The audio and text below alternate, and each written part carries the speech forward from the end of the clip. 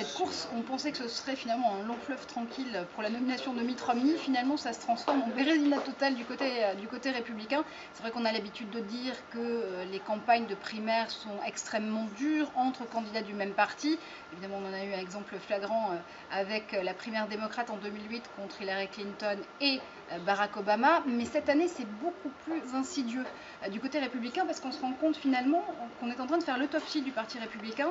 et qu'il est soumis à une base de plus en plus divisée, de plus en plus hétéroclite, qui est répartie entre des ultra-conservateurs, des évangéliques, des modérés,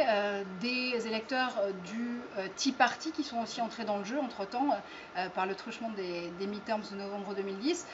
Et finalement, il y a aussi un aspect qui est très prégnant dans cette campagne, on le dit à chaque élection, hein, mais c'est l'argent. Et l'argent est plus que jamais le nerf de la guerre dans cette élection, puisqu'il y a les super PSI, les super comités d'action politique, qui sont entrés dans le jeu et qui, eux, ont le droit de lever autant d'argent qu'ils le souhaitent, de le dépenser comme ils le souhaitent, mais sans jamais en référer au candidat, alors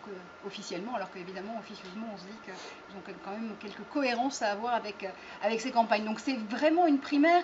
qui peut paraître peut-être un petit peu moins spectaculaire que celle qu'on a vécue en 2008 parce que deux partis étaient en train de chercher leurs nominés, démocrates et républicains. Cette fois-ci, ça se concentre du côté républicain, mais c'est une course qui est beaucoup plus sournoise en réalité et qui est beaucoup plus intéressante du point de vue politique parce qu'elle va nous mener forcément jusqu'en novembre et que ça va se jouer vraiment programme contre programme pour le coup.